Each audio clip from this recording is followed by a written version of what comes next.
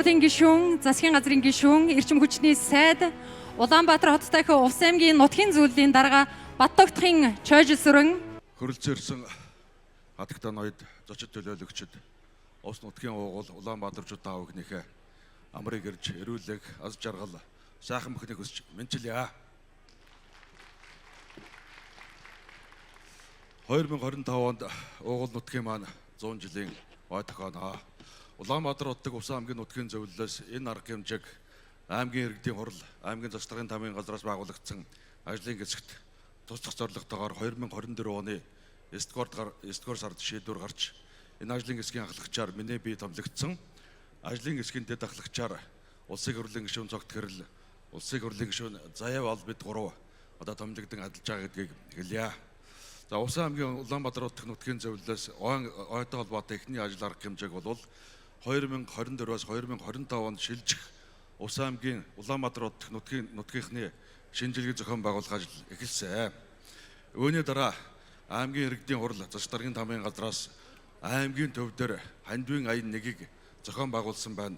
Дархан хотод хандивын аян зохион байгуулсан байна.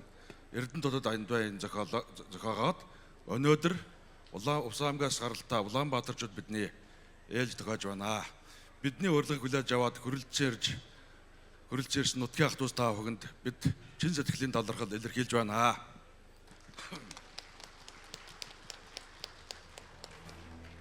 Увс 100 жил арга хэмжээг зохион байгуулахын тулд энэ жил улсын төсвөөс бас тодорхой хэмжээний их усүр суулгаад Увс нутаг тавтаа морил аяныг энэ жил зохион байгуулж байгаа.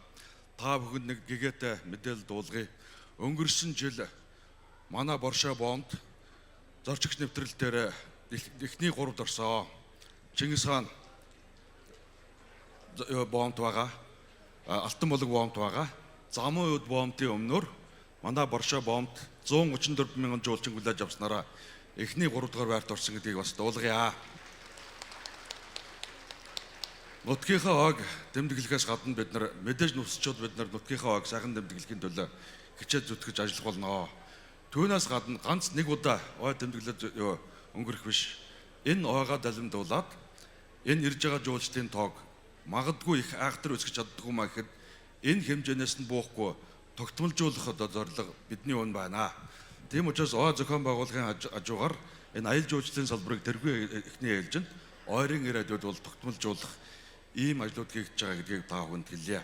Аймгийн төвд Улаанбаатар хотод улсын төсвөөс энэ жил нэг 50 орчим тэрбум төгрөгийн төсвийн дүнтэй, санхүүжих дүн 35 орчим тэрбум төгрөгийн үнэтэй ажлууд хийгдэж байгаа гэдгийг бас хэлнэ. Энэний дараа аймгийн засаг дарга та бүхэнд гараад ойтой холбоотой хандивын арга хэмжээний танилцуулгыг хийх учраас би энэ удаагаа төвчлөё.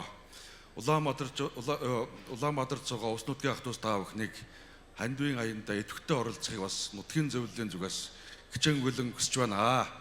Сайхан барилцгаая та бүхэнд. Эрүүлэн аз жаргал, амжилт бүтээлийг хүсэн өрөөе. Баярлалаа.